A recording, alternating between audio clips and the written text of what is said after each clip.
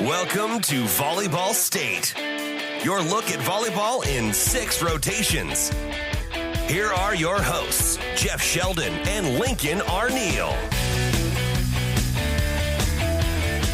Hello and welcome to Volleyball State, a look at the sport of volleyball in 6 rotations and a proud part of the Hurrdat Sports family. I'm Jeff Sheldon. And I'm Lincoln Arneal.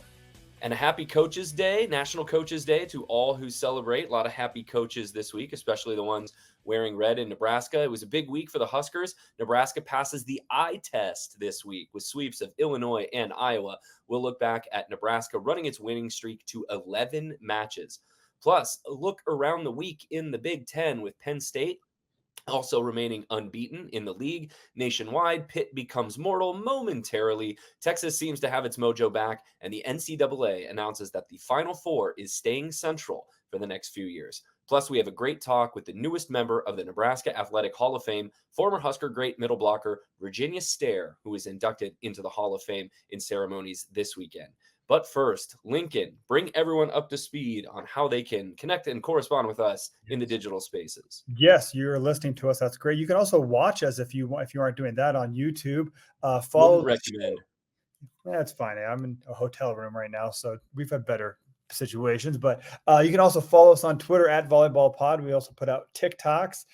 And you can follow me on our game updates at Lincoln_VB on Twitter. Read all the articles I write on Huskers Illustrated. I put a weekly Substack as well, and follow Jeff at By Jeff Sheldon as well too. So it's a lot going on. We put all the volleyball content just for you all. So it's a great. Besides game coverage this week, Lincoln, have you written anything else for Huskers Illustrated or Volleyball Mag or any of your other employers? I've written a little, just kind of the preview stuff. I wrote about the serve receive a little bit. I wrote a lot about Allie Batenhorst. I think that was after our last match, but I wrote an article with her and kind of some additional thoughts in the Substack this week about did Nebraska push her out or is what path is she on? But she's doing great. We'll talk about her a little bit later as well too. But we got a full show, full 6 rotations. We got the I week. We got Nebraska versus Illinois, rotation 1, Nebraska versus Iowa, rotation 2. Rotation 3, we're going to move to the Big Ten roundup, and then rotation 4, we'll zoom out. Well, you can't really zoom much out further than the Big Ten is pretty nationwide, but we'll talk about teams that are not in the Big Ten in rotation 4. Like Jeff said, Virginia Stehr is going to be our guest for rotation 5, and then we will look ahead. Week 6, we will take on the challenge of previewing the matches Nebraska has against Purdue and Rutgers. So it's a full pod again this week. So let's dive in. Rotation All right. 1. Rotation 1, Nebraska played Illinois on Thursday night. Huskers pick up the sweep, 25-18, 25-22, 25-17. I didn't realize this until I went digging through the media guide after the match. It's Nebraska's 10th straight win over Illinois overall and 9th straight win on the road at Illinois. The Huskers haven't lost in Huff Hall in Champaign in 2014. And I remember a time where that was a very tough place for Nebraska to play. The Spike Squad, the student section for Illinois, is historically really rowdy and energetic.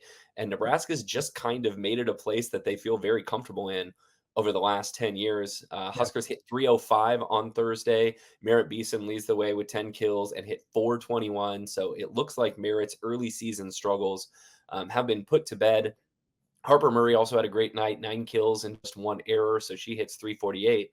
And then kind of the big themes of the week is Taylor Landfair got the start in both matches in place of Lindsay Krause this week. It was kind of a chance for her to really wrap her hands around that starting job. I'm not really sure that she did. We'll talk about her performance against Iowa coming up in rotation 2, but against Illinois, 8 kills on just 29 swings. So that's a little over or a little under 1/4 kill percentage. If you're looking for, not just hitting percentage, but kill percentage, you want to get that up around 40%. It was a little below that. And she didn't have a lot of errors, but didn't put a lot of balls away. Luckily, Nebraska's block really picked up in the second half of the match. Nebraska outblocked Illinois 12-3 with all 12 blocks coming in the final 2 sets. And Rebecca Alec, it was a great night for her defensively. She had 9 blocks. Beeson had 7. So even though there were some tight moments throughout the match, Lincoln, Nebraska really never in danger of falling behind in this one. Yeah, you felt like Nebraska was always in control just because of what they were able to terminate. Whenever it did get a little bit tight, they would run off a couple points to kind of put the Husker fans at ease too. The other kind of notable part about this match too was also Layla Blackwell earned the start too. Andy Jackson dealing with a minor knee injury from what we've been told day to day. But kind of, I don't think it was really on anyone's radar until kind of before the match showed up. And oh, hey, Andy Jackson's wearing street clothes. So, but Layla Blackwell again stepped up well. She had 6 kills, 3 blocks, so another good outing for her. But yeah, let's kind of dive into the game by game, set by set, and kind of talk about things that popped up and trends. I mean, it looked like it could have been a long night for Nebraska too. You talk about the atmosphere in Huff Hall. It was bouncing to start too. Illinois got off to a 5-1 lead, and really Nebraska was playing pretty passive and playing on their heels well too, and it looked like the Huskers could be in for a long night. However, they were not. Yeah, Nebraska turns it around right away with an 11-2 run that was served by Merritt Beeson and Harper Murray. We talked about Beeson having a really good really good week offensively. She was served really well in both matches this week. She served Nebraska on a big run. Illinois would pull it back within 1 at 15-14, but then their big gun, Raina Terry, committed errors on back-to-back rallies. Beeson adds 2 more kills. And then Landfair does step up near the end of game 1 against Illinois with 3 late kills. Huskers pull away to win it 25-18. The one thing I really noticed that Illinois was able to do well that Iowa would not be able to later in the week is they served Nebraska tough. They kept Nebraska on their heels for part of the match, especially their setter. Mosher has that big jump serve. She was putting Nebraska on her heels a little bit. Nebraska's, once they were able to break that rotation and get out of it, Huskers were able to run their offense a little bit easier. But, credit Illinois for finding a way to at least put some kind of stress on Nebraska with their serve. Let's also highlight one of the other MVPs of that 11-2 run, John Cook. He was 2 for 2 in challenges during that too. Got 2 Illinois points overturned back onto Nebraska's ledger too. So he kind of helped turn that momentum back into the Husker side too. So good night for him on the green card usage. That's right. We move on to game 2. Illinois again seemed like they had a chance to grab a set here and at least even the match 1-1. Illinois led 16-12 in game 2, but then Nebraska again put their foot down on the gas, won 7 of the next 8 rallies. Merritt Beeson had 2 kills, a block, and an ace during this run. So that puts Nebraska back on top. Illinois not done yet, though. Avery Hernandez was a revelation for Illinois in this match. Their outside hitter, I believe she's a sophomore. She had a big out-of-system swing that started an Illinois run that put the Illini up 21-19. But Nebraska is stronger down the stretch. They finally started winning the serve and pass battle from there. Illinois, their passing was really poor, I thought, all match long on Thursday night. They were out of system tons, and that gave Nebraska just better swings and better looks. Harper Murray, Taylor Landfair, Layla Blackwell, all with kills to put Nebraska up 22-21. So it's a 3-0 run for the Huskers. Nebraska gets another block out of an Illinois timeout. And then Kennedy Orr serves an ace that, I thought was pretty soft. It wasn't like a big driving serve. She serves Avery Hernandez, and it's just a shanked pass. Nebraska gets the ace and closes strong to win this one 25-22. Yeah, the key thing there, I think, is both times Illinois took leads in the set as Nebraska used its serve to help kind of propel itself back into it. You mentioned Beeson had an ace. Rodriguez also had an ace. And then, like you said, Kennedy Orr ended the set with an ace as well, too. So that's become a trend, too. I think Nebraska only missed 1 serve this entire match, too. And that came early in the 3rd set. And so I don't know. They're managing to serve a little bit tougher, but also a lot smarter too, not having the dumb serves that go straight into the net too. If the 2 misses that they had against Illinois and Iowa were both barely out. One was barely long, one just missed the sideline too. So they're making the other teams think a little bit about what they want to do with the serve. So really, Nebraska's serving game has really turned itself from a weakness into a strength as we get into the heart of the Big Ten schedule. I don't remember the last time I've seen Nebraska go over a 2-match period, just have 2 serving errors. They had one against Illinois. They had one on Sunday against Iowa. you're not costing yourself points then. So Illinois, was on the other side. I think Illinois had like 11 service errors. They had a lot. Yeah. Illinois actually ran a really good offense in game 2. Illinois hits 342 and had 18 kills in game 2 and still lost the set 25-22, which you don't see all that often. So Illinois had their offense cooking. It's just they started getting out of system late in the set, and Nebraska was able to finally grab some blocks. Huskers didn't have a single block in game 1 against Illinois, came back with 5 in game 2. And that takes us on to game 3, where the Huskers block was really dominant. Nebraska stuffed 7 Fighting Illini shots in game 3.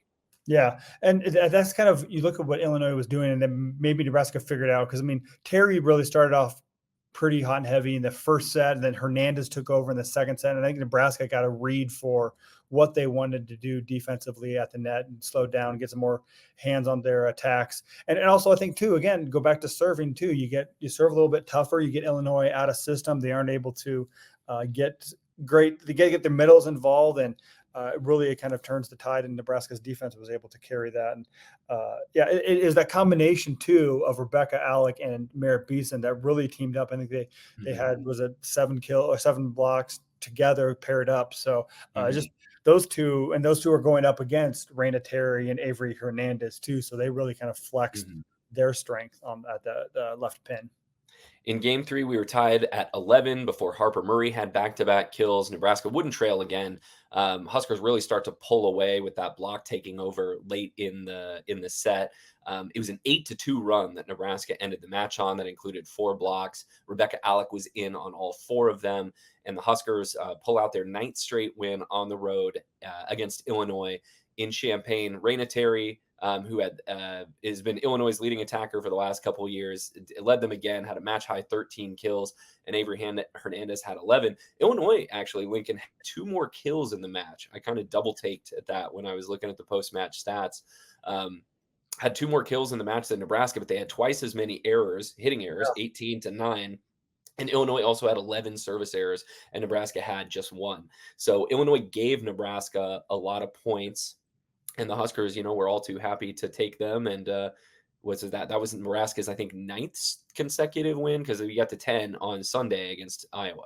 Yeah. And they also had more digs too. Like you said, the errors was the story of the game too, with this serving and hitting errors too. Nebraska didn't have to do much with all the free points they were given too. So that was, Illinois, I think you mentioned Nebraska hasn't lost in there in a number of years too. They've become a middle Big Ten team. Raina Terry is one of the elite performers too, but they just don't have much around her. The setting is shoddy at times too. And they ran like a modified 6-2 when Reagan Riley comes in and served. She's a serving specialist, but then she also is the setter for that one rotation that she's in to set as well too. And then Brooke Mosher becomes an attacker as well. So I don't know that Chris Hamilton, you like him, want to see him succeed too, but just things aren't clicking for Illinois to be where they were when he first took over the program. Illinois was right on the NCAA tournament bubble last year. They closed the season really strong, because I remember we kind of had this same conversation at about this time last year, wondering, what's the future with Illinois. They played themselves back onto the bubble, and then I think they were one of the last, maybe the first 2 or 3 teams out. And didn't get in. And I know Chris was pretty frustrated on social media after that. It kind of remains to be seen how they're going to do this year. The conference is just tougher, I think, even than it was last year. And, there's going to be a lot of Big Ten teams in the tournament. This league could get 9, maybe 10 teams in the tournament. I don't know that Illinois is kind of showing itself to be one of those last teams in. Where Illinois really got to handle business is when they play those other mid-tier teams. How are they going to play against Michigan and Michigan State and Ohio State? Because I don't see them beating Minnesota, Penn State, Wisconsin, Nebraska, probably not even Purdue. But, can they make their hay against the middle and the bottom tier of the league? Because there's enough teams in there where you can rack up some quality wins. Who coincidentally, they play Michigan State this next upcoming weekend too. They beat Northwestern on Sunday to kind of get back on the track, but they go Michigan State, and Indiana is another one of those teams that are trying to get into that elite tier. They play them the following week on Sunday before they play Nebraska again on October 25th in Lincoln. So big 2 weeks coming up then for Chris Thomas and Illinois. Yeah, for sure. Yeah. So yeah, that was, I mean, any other takeaways that you had from that? Because I thought it was, I mean, uh, Nebraska took care of business, and they do well against these teams that have these one dynamite hitters, the Yeah. Terrys, who they're, I don't know if Nebraska can game plan to take them out, but the match kind of went as I thought it would go. Yeah, I was Illinois, just like their passing was not good enough to run the diverse kind of offense I think you need to beat Nebraska. Like if you don't have a all-American level pin hitter, and as good as Raina Terry is, she is not that. You're not going to beat Nebraska. So they had their moments. They hung tough through like the midpoint of most of the sets, and I think they're probably going to kick themselves for how game 2 finished on Thursday night. But yeah, Nebraska just a little bit more class and was able to put that one away. Speaking of Nebraska having a little bit more class than their opponent, we flip ahead to rotation 2 and Sunday, where, I mean, this match went as the way every single Nebraska-Iowa match always goes, which is like you're sort of half paying attention. You're like, oh, look, Nebraska's up 5. And then you go get a drink of water and you come back and like, oh, Nebraska's up 7. And just Nebraska dominates Iowa, sweeps them 25-17, 11, and 13. And, it could have been even worse than that. But I thought the real story in this one is Nebraska's middles had their best probably combined match of the season. Layla Blackwell again gets the start in place of Andy Jackson and goes 9 kills without an error on 13 swings. Rebecca Alec, 9 kills, just 2 errors on 12 swings. So that's 18 kills on 25 swings out of Nebraska's 2 starting middle blockers. Bergen Riley had a great match, I thought. Just the ball in the positions that she needed to. A lot of those middle swings were in transition, so they were running slides in transition and running in front of the setter in transition, and just kind of a masterclass in setting the middle on Sunday, I thought, from Bergen Riley. Even the 2 errors that Rebecca Alec had were not on Bergen Riley. They were Alec trying to hit a sharp cross and hitting them out. They were like identical swings, just wide. And Merritt Beeson, again, another nice match, 10 kills on 20 swings, hit 400, and Nebraska just eases past Iowa. Yeah, I think this is what you expected or wanted from Nebraska when they took on Layla Blackwell as a transfer too. You kind of wondered, they were returning both Andy Jackson and Rebecca Alec as the starting middle blockers too, but she's really kind of added that depth. I mean, you don't want players to get injured, but she's really kind of provided that consistency when she is called upon. I think so. She started 3 matches against the Citadel, Illinois, and Iowa. She had 9 kills. I think 2 combined hitting errors. I mean, she has 4 hitting errors for the entire season. It's hitting 509 for the year. So it's just that consistency when you need her to call upon to step into those big situations. And she really elevates and provides that the experience that you want from a fifth year middle blocker. So she's really steady. And what I noticed about Layla Blackwell is she has really good vision, like really good court vision. She's not going to try to hit the same shot every time. She can see where the holes in the block are, or the holes in the backcourt defense. She's hitting slides down the line. I was not a world-class defensive team, but Nebraska did exactly what they needed to do. They hit 404 as a team. So I think I totaled this up before we started taping. Nebraska against Illinois and Iowa this week combines to hit 354. Not a bad week for the Huskers, who I think now are the number 2 ranked team in the Big Ten in hitting percentage, behind only Penn State. So, we can go real quick through this one. Game 1, the middles were there from the very beginning. Rebecca Alec and Layla Blackwell combined for 9 kills on 11 swings in game 1. It was tied at 10, but then Nebraska puts the hammer down and goes on an 8-2 run. That includes aces from Lexi Rodriguez and Harper Murray. And let me just say a word. We haven't talked about her yet. Lexi Rodriguez had a really good week, especially on Sunday from behind the service line. I think she had 3 aces. And just even the ones that Iowa was getting up, she was putting them out of system. A great job from the service line from Lexi Rodriguez. And I think sorry, go ahead. While you're talking about Lexi, I mean, too, I think we talk about how well the middles play. That starts with Lexi as well, the passing. I mean, someone's got to get Bergen the ball in position to set them up middles up, too. So shout out to Lexi and the other serve receivers as well. Not only from the service line, but passing as well. She had a great game. Yeah, the Huskers were in system pretty much all day. One time they were out of system. I just made a note of this because I thought it was cool. Was Merritt Beeson got a kill to give Nebraska set point up 24-15. And on replay, I'm like, oh, wait, that set came from Rebecca Alec. Rebecca Alec likes to set out of system from the middle position when she has to. Beeson buried this sharp cross court swing that I was like, ooh, that's something I don't see all the time. So Nebraska runs away with game 1. They run away with game 2 as well. From the very beginning, Nebraska jumps out to an 11-3 lead with, again, Lexi Rodriguez and Merritt Beeson serving well from the service line. Huskers hit 542 in game 2 with just 1 hitting error. And again, the middles 7 kills on 9 swings. So Nebraska rocking and rolling, most of them except for Taylor Landfair, who again got the start on Sunday, I believe finished with 2 kills and 3 errors on 12 swings. And she never really looked with that spot. Yeah, she never looked comfortable. I mean, she didn't have a kill until midway through that second game too. Had a couple errors before that. I think it took her 9th swing before she terminated the ball too. And I don't know, it looked like different. I mean, the middles are getting a lot of attention too, so that should open up things a little bit on the outside for Taylor a little bit. And speaking of that, I mean, Rebecca Alec's dream is to be a setter too, but she had a moon ball set that just went high up in the air that just threw off the timing that I think Landfair didn't handle that well too. So she never looked that bad. But then in the third set, Lindsay Krause came in and she was swinging like she was her hair on fire. She had 5 kills on 6 swings. And again, Nebraska jumped out to a quick lead and was never really threatened in that third set. Yeah, Iowa hits just 155 for the match. They were led by Urquhart, who had, is it Maddie Urquhart? Sorry, I don't have that. Oh, pardon me. Had 11 kills. Yeah, Michelle Urquhart. Maybe she goes by Maddie. I don't know. But let's get into this OH2 thing for a second. I've admittedly has been someone who's like, hey, let's see what Taylor Landfair can do, because Krause just hasn't been that terminal lately. And then she comes in and has the opportunity in 2 matches. Apparently she had a really good week of practice leading up to it. And that's why John Cook gave her the start. And, in over the 2 matches, I think she finished with 10 kills, 8 against Illinois and 2 more against Iowa, got plenty of swings.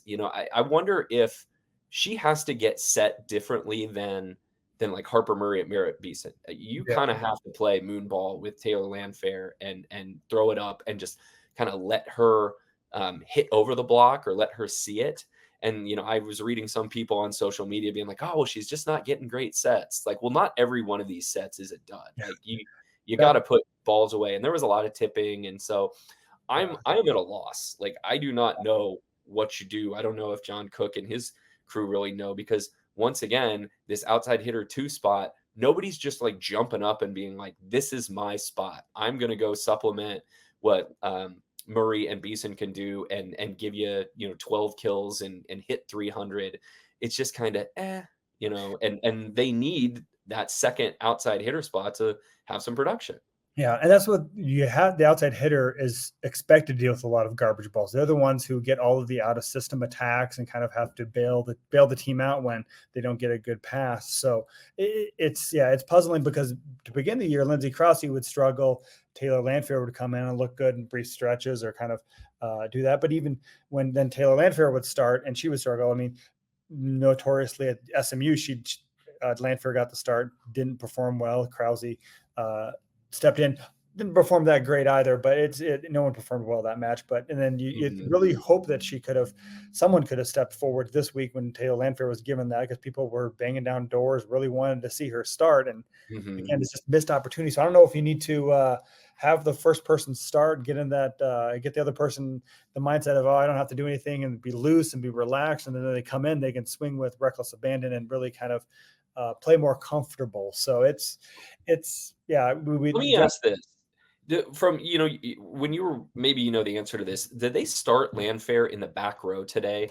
Like, she didn't, when the match started, she did not have 3 front row rotations. Didn't she was like in the back row in the first rotation and then came out immediately just because of the rotation they start in? Typically because she's in the outside hitter 1 position. So they always start with Bergen Riley in the rotation 1, and she's in the back right. So whether she serves first or they start with her back there, so that way they have 3 attackers in the front. And then Taylor Landfair or Lindsay Krause will start in that front right position. They'll switch, so she's playing left pin. But then as soon as the first side out happens, then they rotate it back, and Olivia Mount comes in to serve for her typically. So it's a weird. She started, but she really didn't get swings right away. No. I guess is my point. And I wonder if that's something they look at is like, do you flip your outside position so that Landfair starts and gets 3 front row rotations kind of right away, and maybe you can get her in a little bit of a rhythm. I don't know. I'm not a coach. I just know that Nebraska needs an outside hitter to be terminal, but whether it's Lindsay Krause or Taylor Landfair, and we're sitting here in the middle or early October, and we're really not sure what's going to happen with that spot yet.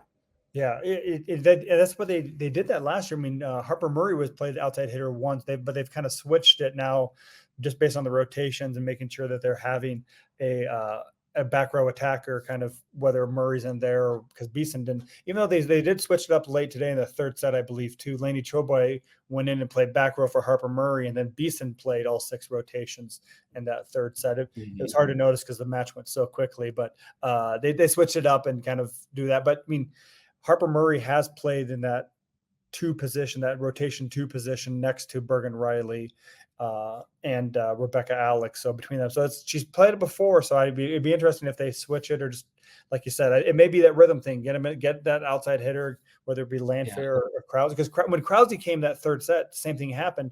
She was in that 1 rotation and then immediately went to the bench. And then when she did come in, she got her first swing at 9-5 kill. So it's a weird position that outside hitter spot. It's like batting 7th in the lineup in baseball. Like, you're just going to get fewer at bats than the leadoff hitter. So maybe I'll be interested to see what happens on Friday night against Purdue and who gets that starting spot. Another player we're kind of wondering if we're going to see against Purdue is Andy Jackson, who missed both of Nebraska's matches this week. Said she was held out with a minor injury. We've heard it's a slight knee thing. Don't know. I mean, this is certainly a week you can rest a starter if you were going to, but not sure if she's going to play on Friday night. John Cook sounded hopeful that she was, but we've seen before lingering injuries just sort of turn into season-long things. And with the season that Andy Jackson's been having, that's the last thing that you want to see if you're a Nebraska fan. Yeah, Cook said that she was training very hard and going through rehab. Her training sessions she was putting a lot of effort into, which means that she's close. So Nebraska would like to have her back for that Friday night matchup against Purdue. Would be a big time showdown for her. But Layla Blackwell has proven to be more than competent as a replacement. I believe the baseball term is replacement level player. Layla Blackwell is far above that. Yeah, she's got a nice WAR. Yes. Layla Blackwell does. So we'll preview Nebraska Purdue coming up in rotation 6, but now we move on to rotation 3. Other teams in the newly expanded Big Ten Conference looked good this week, including Penn State, who's right there with Nebraska and Wisconsin as some of the most impressive teams in the Big Ten this year. They had a huge win sweeping Oregon in Happy Valley earlier this weekend, 19, 19, and 17. They made Oregon look silly, held the Ducks to 0.75 hitting, and a player whose praises we have sung on the show before, Oregon sophomore outside hitter Mimi Collier, had just 2 kills and 3 errors on 25 swings. Jess Maruzic, Penn State's big outside hitter, had 16 kills and hit 353. So Penn State, again, with a great attack percentage. Penn State's actually number 3 in the country in hitting percentage. They're hitting well over 300 at 317. Nittany Lions 14-1 on the season, and their only loss has been to number 1 Pitt. Yeah, it was. Yeah, they're impressive as well too. I know, Jeff, you're kind of a member of the Sickos committee too. I don't know if you like the Pac-12 after dark. We had some Big Ten after dark. Both Michigan. I couldn't stay up that late. Like, I did it on Friday and Saturday. I was like, no, I'm not. I'm going to bed. Michigan and Minnesota were the teams that went out west to the LA this week, and I believe there was 4 matches that played, and 3 of them went 5 sets. And Friday night, both unranked Michigan was pushed the 21 USC to 5, and they won the first two, and they were in position to really kind of make a statement. I mean, they kind of had a very good non-con, but didn't have any marquee wins. This could have been that, but USC, here's what they did. I mean, they were down 22-21 in the third set, won at 25-23. They trailed 23-19 in the fourth set, and then went on a 6-0 run to win that. And then Michigan was up 11-5 in the fifth set, and USC closed on a 10-1 run. So just really impressive. Washington to the fifth set. That's rough. Yeah. Well, and then and the other highlight of that is Allie Batenhorst, who Nebraska fans saw on Sunday. She had a career high 20 kills against Michigan as well too, and then so she just played really well too, and we're really impressive with that. So. And then going at the same time, UCLA and Minnesota were playing over at Pauley Pavilion too, and Minnesota won the first two. UCLA tried to do the reverse sweep, but Minnesota ended up winning 15-10 in that. Big night for Lydia Grote, and so it's another really long match. So then we had the two rated teams come together too, USC and Minnesota, and for the first time. Minnesota was involved in the 4-set match, and they lost. USC looked really good. Allie Batenhorst, 19 kills, hit 348. Minnesota hit 146. And Lydia Grote, another great night, 16 kills, but just didn't get any help from anyone else. They struggled the whole night too. So a really good win for USC, and Minnesota just kind of they continue to be a really good team, but just don't take, like, these are the games. If you're the number 12 team in the country, you take care of USC no matter where the match is. Well, Minnesota's problem from the matches I've been able to see is like they're just not a good passing team, and a good serving team is going to put them on their heels and force some of those talented Minnesota pin hitters to take swings well off the net. So USC picks up a pair of wins. Looking ahead to Nebraska's next week opponent, Purdue, the 10th ranked team in the country, they had a tussle, a struggle with Northwestern. They had to fight off two Northwestern set points in the fourth to finally close out a win 29-27 in the fourth. Purdue beats Northwestern 3-1. It's closer than their records would indicate. Let's see. Raven Colvin had 14 kills, Purdue's middle blocker, who's excellent. Eva Hudson had 13 kills and 16 digs. Chloe Chacoin had 10 kills for Purdue. And is it Alexa Rousseau, who plays for Northwestern, had 11 kills, 17 assists. Yeah, she's quite the attacker. They do. She has had a couple triple doubles this year, and just really good weapon. But Purdue is dangerous. So they again solidified themselves as one of the top teams in the country, in the Big Ten as well too. The highlight of Sunday's Big Ten action, though, number 9 Wisconsin hosted undefeated number 25 Washington, and it wasn't close at all. It was 8-14-21. Wisconsin kind of pummeled Washington. It kind of gave them a taste of what it feels like to play an elite team too. Wisconsin hit 486. Franklin had 12 kills. She hit 478. Smrek had 10 kills. And just Wisconsin controlled the net using their physicality, outblocked Washington 11-1. The Huskies only hit 114. So I didn't get to watch much of that too, but just by the stats, you felt bad for Washington. Had a big slice of humble pie on Sunday.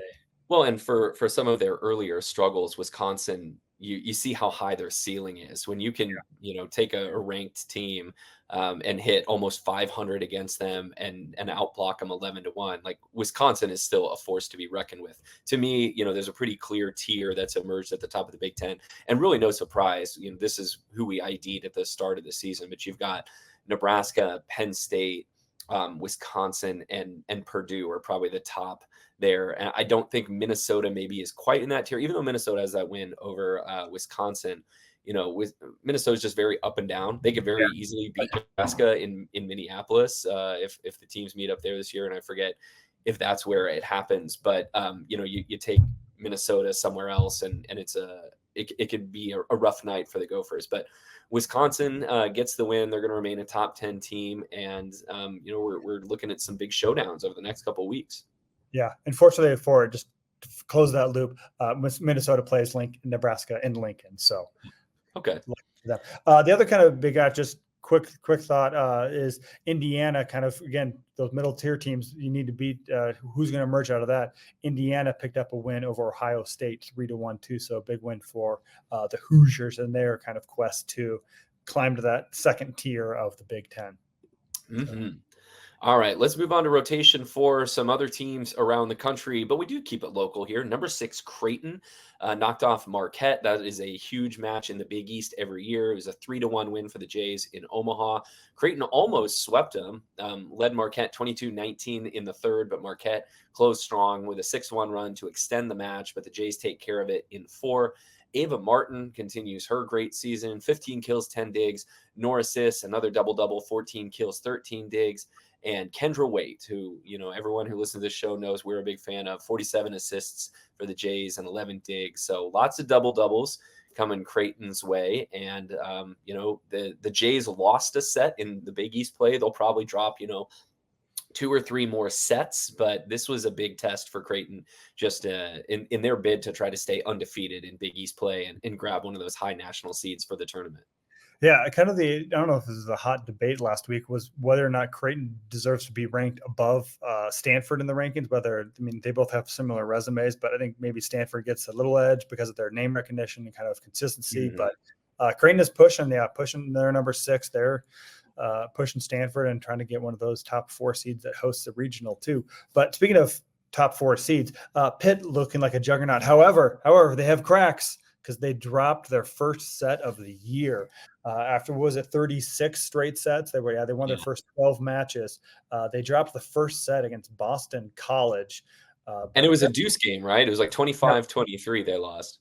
Yeah, but apparently that made Pitt very angry because they won the next 2 sets, giving up, I think it was 7 and 9 the next 2 sets. They allowed 16 points over the next 2 sets. Yeah, so they Pitt regained their footing, ended up winning that, and Pitt also won on Sunday. They're leading the country, hitting 370, which that's insane to me. I'm trying to think of the highest team hitting percentage I've ever heard of, and I think one of those Penn State teams, when I was covering the team regularly, hit like 349 or something. But like hitting, and that'll come down, I have to imagine. But Pitt has offense figured out. They've got 3 outstanding pin hitters. They've got a very good setter. Hitting 370, that's kind of insane. For sure. Go out on the West Coast. Number 17, BYU played at number 14, Arizona State on Friday. Arizona State bounces back from a tough loss to Baylor by sweeping the Cougars 17-17 and 20. ASU middle blocker Claire Jeter, who we got to see in Lincoln a couple weeks ago, led the way with 11 kills and hit 526. We know she's very low error. What does she have, like 3-4 hitting errors on the season by now? Maybe, but that's a really good Arizona State offensive attack, and that's a big win for them, sweeping BYU. Yeah, another Big 12 action on Sunday. TCU upset Baylor. 22 number TCU upset Baylor 3-1 too. Million Power continues her good showing. She had 25 kills. So again, more than 6 kills per set and 11 digs. So I'm really, I don't know if any Big 12 team is really kind of separating themselves. I think between Arizona State, TCU, Baylor, BYU, Kansas, it's going to be, BYU's had a rough week, but they've maybe fallen off a step. But those other 4 teams are really going to make it a fun battle, and kind of as we go in the Big 12. I think it's going to come down to Kansas and Arizona State most likely in the Big 12 is my guess. For sure. Moving to the ACC, number 4 Louisville sweeps number 19 Georgia Tech 28-26, and then 27-25. So a couple of deuce games at the end. But I don't know how much longer Georgia Tech can be ranked. It feels like they take a bad loss like every week. Georgia Tech hit 0-64 for the match. No one had more than 7 kills. The big guns for Louisville, as you might expect, led the way with Charity Looper, had 15 kills and hit 542. Anna DeBeer, 12 kills and 8 digs. And Elena Scott, the great libero for Louisville, had 14 digs. Part of the reason why Georgia Tech hit so low is Louisville had 13 blocks, which will drag your hitting percentage down right quick. So Georgia Tech is probably going to, fall to the far end of the top 25 in Monday's poll, but they've played some tough ones. They've lost to that 3 of their last 4. They lost to SMU, lost to Pitt, and then beat Notre Dame before losing to Louisville. So this is the gauntlet of their schedule. The real key thing I think comes next Sunday. They take on Virginia, who is Virginia is one of the risers of the ACC, I should say, because they had a great week. They swept number 16 Florida State and really pulled away late. In the first 2 sets, they really looked well. And then they also swept Miami, which I think Miami was like 27th in the rankings this week. So Virginia looks like to be a team to be making some noise. So maybe that match between Virginia and Georgia Tech will be the battle of the next tier of teams in that, and kind of either be really Georgia Tech will right the ship, or they'll continue to sink down the rankings. 2 quick more matches from Sunday. Number 7, Texas looked real good going on the road and getting a sweep in Gainesville over Florida, 25-23, 25-18, 25-14. The Horns out-hit Florida 333-146 and out-blocked them 13-5. So Maddie Skinner, 12 kills, hit 360 for Texas. Kennedy Martin bouncing back with 12 kills for Florida, but Texas is more physical, controls the game at the net, and sweeps Florida. So Texas looks like they're getting their mojo back after a rough couple of matches for them. Still running that 6-2, so maybe it's rounding into form, kind of like Wisconsin last year. And I threw this in here. I just want to give a shout out to Division II, number 3, Nebraska Kearney, UNK, the Lopers. Everything comes back to the Volleyball State. They're 16-0 in Division II. They've dropped just 2 sets all season. One of them this past week, but they came away with a 3-1 win. They play on Tuesday night against Emporia State. Rick Squires got himself one heck of a crew out in Kearney this year. Don't forget about Wayne State. Wayne State's number 6 in Division II. So we got a lot of good volleyball in this state too. They have lost twice this year. They've lost to Chaminade, and then also they lost to Dallas Baptist. But Kearney's getting the job done, so I'm excited to see what they can do. But the other news of the week we'll kind of wrap up this rotation with too. The NCAA announced the sites for the 26 and 27 championship sites. So here's our lineup for the next 4 years. This year, the Final Four, trademark basketball, will be in Louisville, Kentucky. 2025, the national championship will be decided in Kansas City, Missouri. And then 26, they're going back to San Antonio, Texas, in the Alamo Dome. And then 2027, everyone's favorite city with rain and sleet and snow, Columbus, Ohio. There we go. Go to North Market in 2027 if we're either are at that Final Four. So let's see. Is Louisville in the Eastern time zone, or are they in Central? They're in Eastern. They're in Eastern. I think Columbus is in Eastern as well, but still like kind of centrally located. All 4 of these cities are Midwest E. Yeah, exactly. Flyover country, all of us, I guess. It's been a little bit since the West Coast has had a Final Four, right? Like 2012 was it Seattle? Seattle, and I guess if that counts, certainly West Coast, but like we haven't been in California in a while. Everything seems like it's going to Vegas lately. Could you put a Final Four in Vegas and play it there? I don't know where else you want to go, because they've sort of bounced it around. They've been to Florida, they've been to Pittsburgh.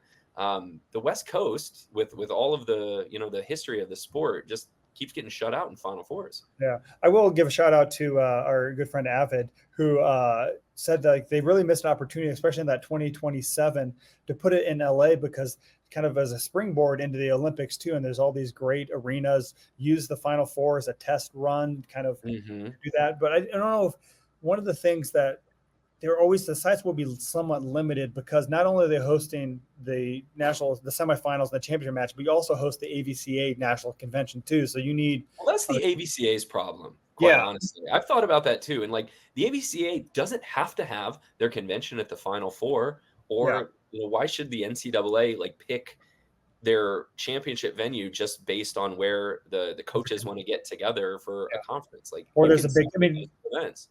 You need to have a convention center, which is why Omaha works well. Columbus had a very good setup, and you need to have that big exhibition center next to the arena where those matches are going to be played. But it's going to be interesting to see in 2026 at the Alamo Dome if they do it like they have in the past and set up just in the half court and do that, or they do like they did for men's basketball was there a couple of years ago, I think 2019ish, and they put the court in the middle of the football field, and then they had 60,000 people too. So I think you got to do it perpendicular, and you drop it down to like 30,000 capacity for volleyball. 2005 volleyball Final Four was in the Alamo Dome because that's where Nebraska got swept by Washington.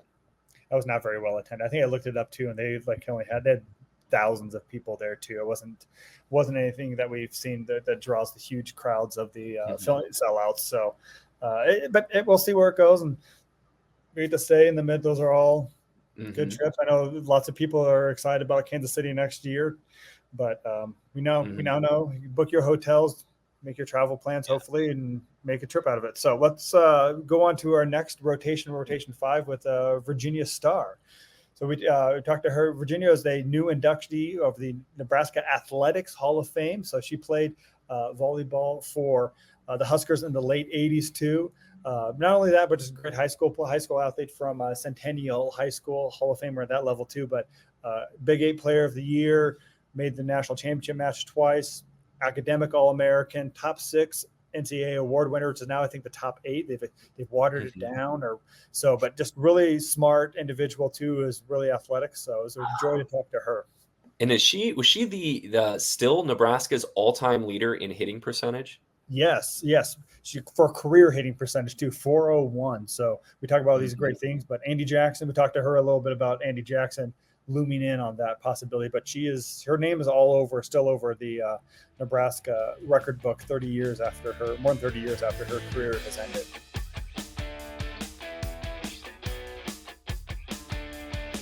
All right, we're moving on to rotation 5, and we are joined by Virginia Stehr, who was a 2-time All-American, 1989 Big 8 Player of the Year, Big 8 Athlete of the Year too. She helped Nebraska reach the national championship match twice, 3-time academic All-Americans, top 6 award winner. And why we're talking to her right now, she is also one of the newest Nebraska Athletics Hall of Fame inductee that happened this past weekend at Nebraska. Had a nice ceremony as well too. So thank you for joining us, Virginia. Thanks for coming on. Oh, thanks for having me. It's a super big honor to be here. Excellent. Well, cool. Well, let's start with your Hall of Fame induction. I've talked to people who've been inducted in the past that kind of make a big deal about calling you. How did you find out that you were going to be inducted into the Hall of Fame? I got a phone call from Keith Zimmer. I live in Cody, Wyoming, and I'm 57 years old. This is not what I expected to get. I was actually brushing my teeth, and my daughter's like, "Mom, someone from Nebraska is calling you." And I don't usually answer my phone, but I was like, "Huh." And yeah, so Keith told me on the phone. I was flabbergasted. I was pretty surprised. Yeah.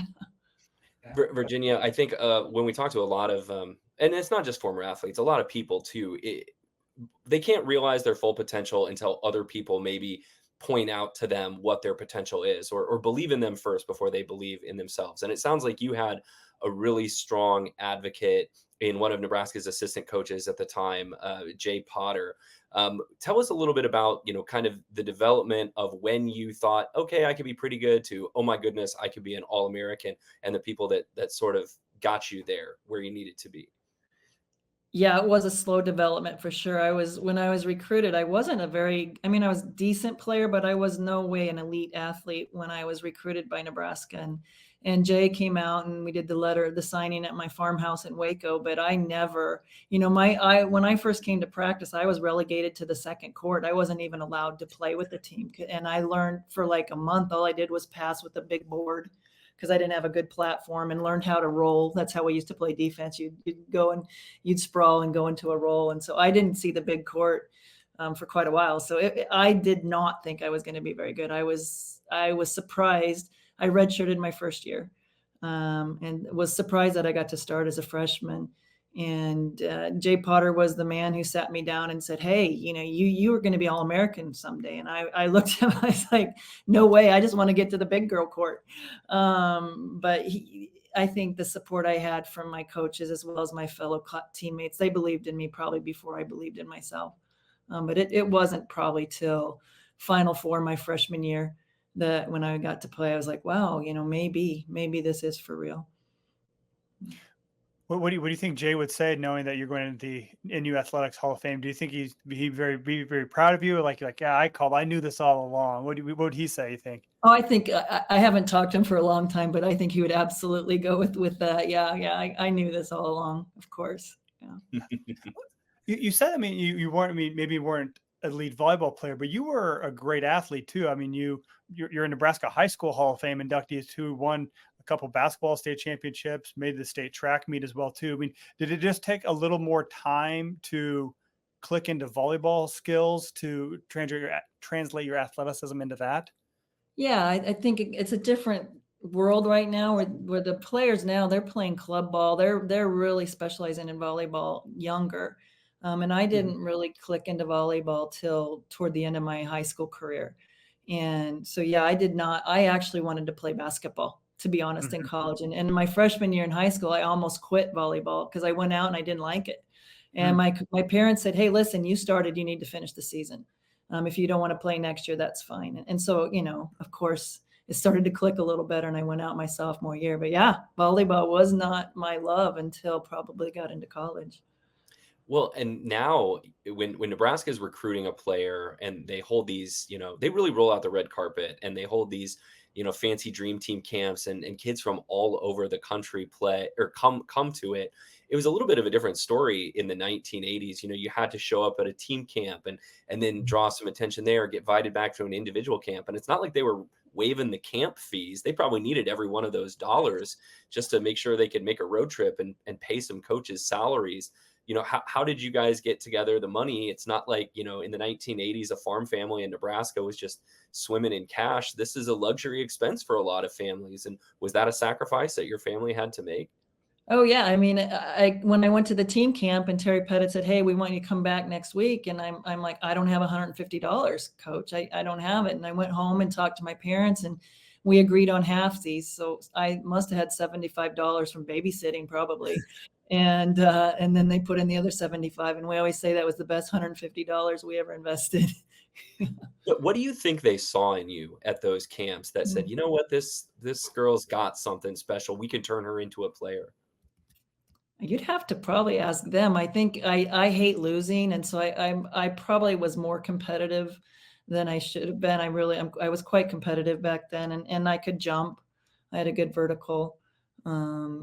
So I'm not exactly sure, but I'm thankful that they took a risk on me. You have a good chapter in John Mayberry's book. We talked to him last year about that, the history of Nebraska volleyball. And he talked to some other players, and that was the one thing that they described you as was fierce. And that you can mention that competitive drive. Where did that competitive drive come from? Probably my mother. Growing up, my mom is very competitive. We would play card games and she just was super competitive. And I think also growing up on a farm, you just, you kind of learn survival skills and applying that to the court and just, I loved winning with my teammates. That was what really brought me joy, was seeing us all come together and win as a team. And so I think that was where I got a lot of reinforcement.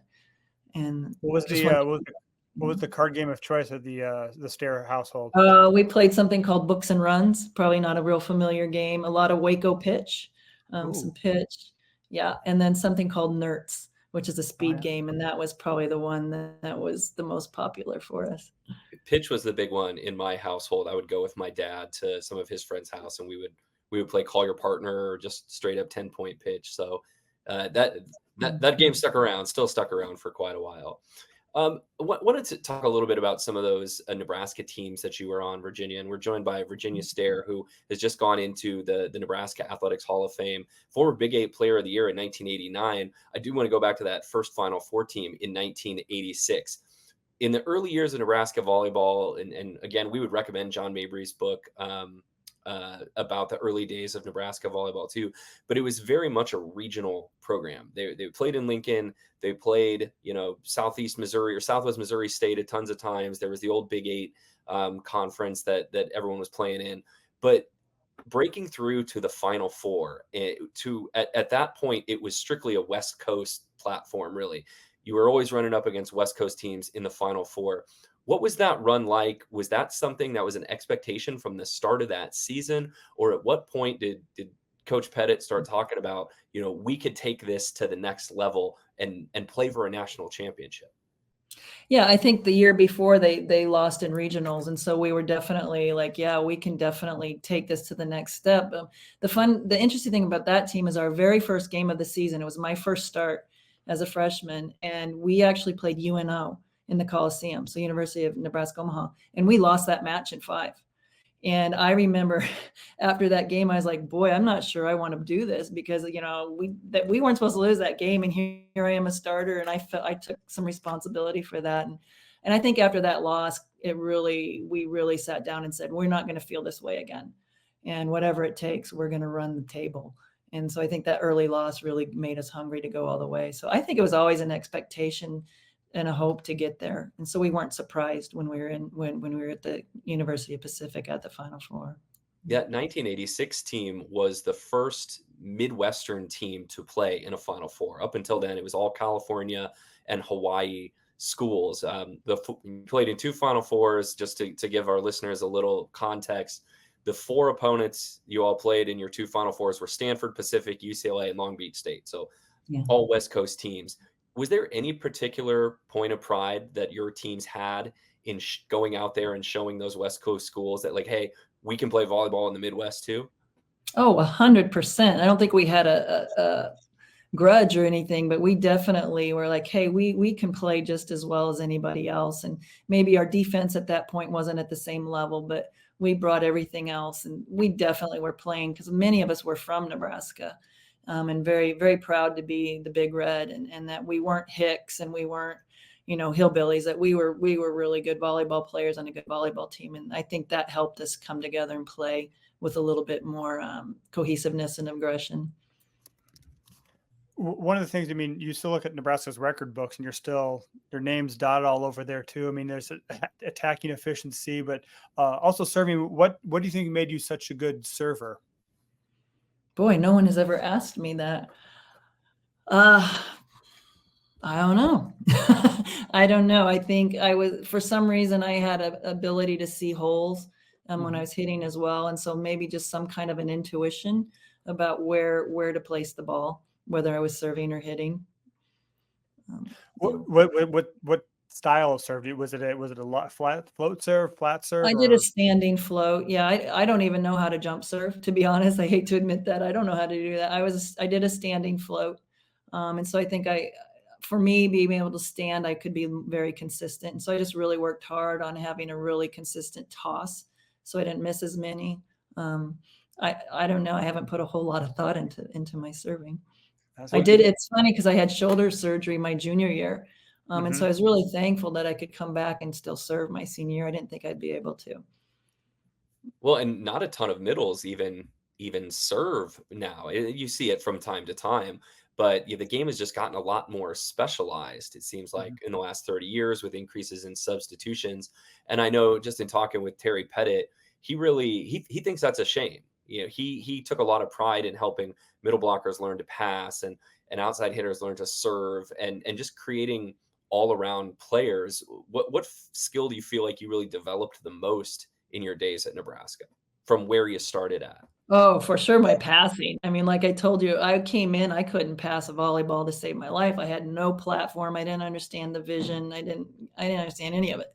And so I was to be able to become a primary passer was really something it's not in the record books, but that's probably something I'm most proud of, is to be able to play through those 3 back row rotations was really, I don't think I'd be good enough now, but I was thankful. I'm glad I got to play when I did, because I loved being a 6 rotation player.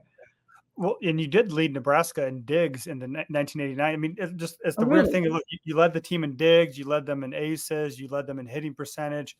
I don't know. I'm trying to find the blocks real quick, but just to see the diversity in categories that you led Nebraska is it kind of speaks to the all around game that you played, I feel like.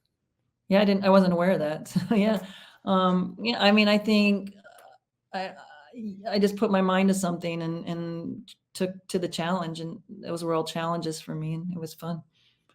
Some of those matches that you played in are actually available on YouTube. You can pull up a 1989 match against Hawaii on YouTube. And I'm always tickled to go watch matches from the 80s and 90s, not only because, when Lincoln and I first started watching Nebraska volleyball, it was in the Coliseum, but just to kind of see the ways that the game has changed. And as more and more people are starting to watch this sport now, and it's on TV all the time, what are some of the besides like the bigger crowd sizes and the lights are a little bit brighter and the hairstyles are different, of course, but what are the ways that you have seen the game change the most just over the last 30 years?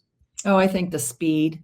I marvel at these middle blockers that can close the block for how fast the ball's moving around. The speed is the athleticism. And the athletes, the height. I go walk by the team now, and I might almost hurt my neck looking up at how tall they are. There were a lot of 6'4" players back in 1989. No, I was barely 6 feet as a middle. And so, I always joke to my kids now that, I wouldn't even get recruited now, probably. I would be very surprised to even be recruited to play a D1 team. Yeah. Well, the other thing that's changed too is just the growth of the sport in general too. We were talking before this, and you were at the stadium match last year too, and one of the 4 people who opened up the gates to and let the team kind of come out. That was kind of cool. They had an alumni tunnel of all past players that kind of lined the ropes that as Nebraska came out of the locker room. What was your kind of, when you look back on that day, what are some memories that stand out to you from that stadium match? Oh, I think the biggest memory is being there with my fellow alumni. And we had never been able to have all the alumni together from all the years because the Devaney doesn't hold us all. And so we could never get together to watch a game. And so we had the alumni from all the years together. And I remember it might've been the flyby or right at I looked around and we were all crying.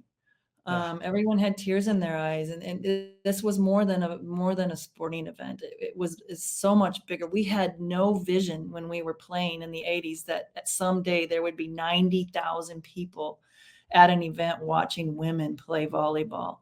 And so and the energy of the crowd. And afterwards, I really felt like I have never been to a sporting event that I felt so much joy. There was just joy. Anybody who was there, I think that was the word I heard the most. And it was really true. It didn't matter about who was winning or who was getting the most kills. It was just a joyful event to celebrate women's sports. The highlight of my career as an athlete, for sure.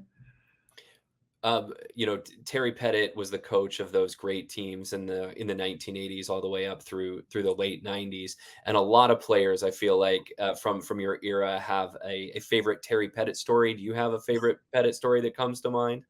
Oh my gosh. I should come up with something. I'm blanking out right now.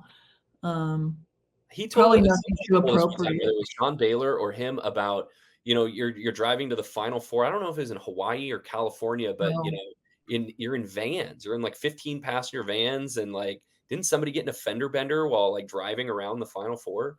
Oh, probably. We got stuck in traffic and someone had to pee in a cup. But I would say the funniest thing he made us do was going in buses. We'd have to go around and sing "I Wish I Wore an Oscar Mayer Wiener" before games. We'd all have to go around and sing it to get to. And I thought, okay, that's funny. But I think it was his way of helping us to just not get too tense and to kind of come into games more relaxed. I mean, he's a very character as a coach, and there's lots of stories about Terry out there too. After you kind of left your playing days were from Nebraska, you live in Wyoming now. You said you have 4 daughters. You had a very brief coaching career too. I mean, what did you learn about volleyball while you were coaching out there? I am coaching again right now. I just started coaching. I just got hired again for a couple of years, but I think I've learned that there's a lot of joy. Actually, I used that word before, but it's not just in Nebraska. People in all girls in all the states and boys are loving the game, and that it's a universal sport that's continuously growing. And so I think coaching, you see the game from such a different perspective, and learning that I don't even know. That's a great question. I'll have to think about that. We'll get a follow up on that. One of the kind of your lasting don't know, records or legacies in Nebraska is you're the only player to have a career hitting percentage over 400. I think you finished with 401 for the 4 years you played. Nebraska now has a sophomore, Andy Jackson. She hit 399 as a freshman, hitting about 350 now. I mean, have you had a chance to watch her play, and what impressed you about what she does? I love her enthusiasm. You know, she's always having fun and smiling out there. But I think skill wise, I like her speed. She's got a quick arm swing and she can really transition quickly. And her vision, she's able to find the holes on the other side, getting around the block and into the holes. But it's fun to watch her. I'm happy to see her continue to get that high percentage. That would be great. Wrapping up here with newly inducted Nebraska Athletic Hall of Famer Virginia Stehr, the 1989 Big 8 Player of the Year, 2-time All-American. Virginia, just want to give you one last chance to kind of put in your own words what the honor that you received this past weekend means to you and being alongside other great Nebraska athletes being recognized in this way. Yeah, I've been so humbled and honored both with getting this recognition. And, you know, when you, like I said earlier, when you get to my age, it's kind of in your back, you rearview window, you know, that was so long ago. And so to have it come back up, and what's been great is one, to be aside all my former teammates who are, you know, Lori Endicott, Karen Dahlgren, Janet Cruz. And, you know, every time they were honored, I was just like, wow, it was so great to play with them. And now to be able to be with them, I just never thought that was going to happen. And I think the other thing is the joy that the people around me have through this recognition. You know, my family is just so excited. And then to be able to bring my 4 daughters here to Lincoln, you know, I get to take them to a football game and I got to take them to a volleyball game. And for them to be able to kind of see my life that I had before they were even a thought, it's been really special. And again, just all my teammates from those years are like, yeah, we get to talk about our team again. And so just to bring back, it's not about me. It's about the people I played with. It's about the family that supported me, the community. Just to bring that all back has been really a treat. And certainly well-deserved. Congratulations again, Virginia. We really appreciate the time you gave us today. And thank you so much for being with us on Volleyball State. Well, and thank you for promoting this sport we all love.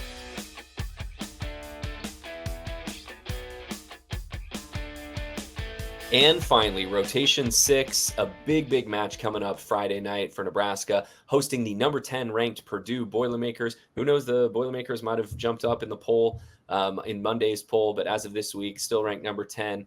Purdue has 3 losses on the year, but all 3 of them have been on the road to top 10 teams. They've got some marquee wins, a 5-setter in Minneapolis against Minnesota and against Kentucky.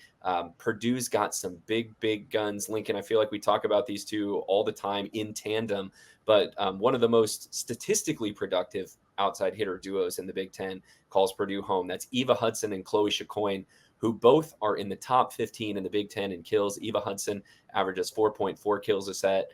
Chloe Chacoin averages 3.8. And then they've got this player in the middle that is one of, if not the best middle blockers in the country.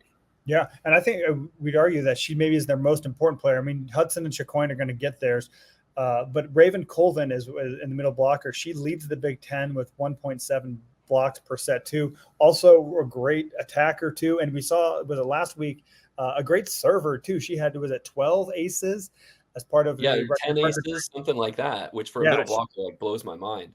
Yeah, so she's really effective in almost every facet of the game and really can kind of contribute from the net, whether offense, defense, or from the service line. So she's the one that I think is really going to make a difference in how this match goes. If she can go off, then it's going to cause headaches for Nebraska. But yeah, so then they're also pulling the strings behind all of this too is their sophomore setter, Taylor Anderson. She is the second in the Big Ten assist, bar behind Bergen Riley. I think she flies a little bit under the radar too because she was a freshman last year, and Bergen Riley was also a freshman that stole kind of all of the freshman of the year, setter of the year accolades, freshman of the week accolades from her. But Taylor Anderson runs a very good offense too, and when you got hitters like Hudson and Chacoin, that you could do a lot with that too. And Colvin's kind of stepped up too. And actually, they have was it Waller? What's her name? She actually led Purdue this week in kills. So they got not just the big three, they got people who contribute from other areas of the court as well. where Purdue has struggled historically has been in ball handling. They used to have a really good libero in Schermerhorn. The couple times I've seen them play, I don't know if their libero play is that level this year. When Nebraska beats Purdue, it seems like they get them out of system, but it seems like it has always been a battle lately with Nebraska and Purdue. I don't know that either team is going to win this one. In a sweep, it's going to come down to serve and pass. And I think, where you feel good if you're Nebraska, Purdue's put up some pretty good ace numbers this year. Nebraska has been aced the fewest number of times in the Big Ten.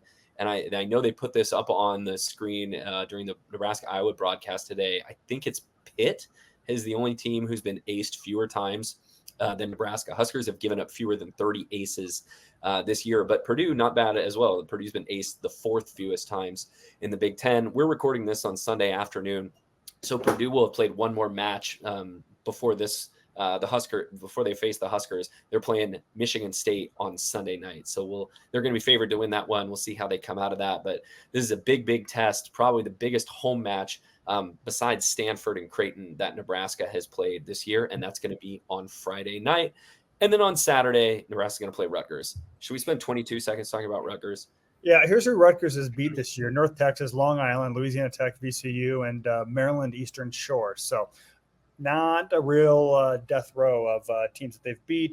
Alyssa Kinkela, decent player. She has 3.61 kills per set. She's a 6'4" redshirt junior from Australia. So fun fact. Their stats really aren't that impressive. They're in the bottom 5 in almost every single. Except aces per set. They're at 1.82. But they give up a lot of aces. So the serve game will be interesting. But I think as Nebraska's proven, they're one of the elite teams that can really take that away.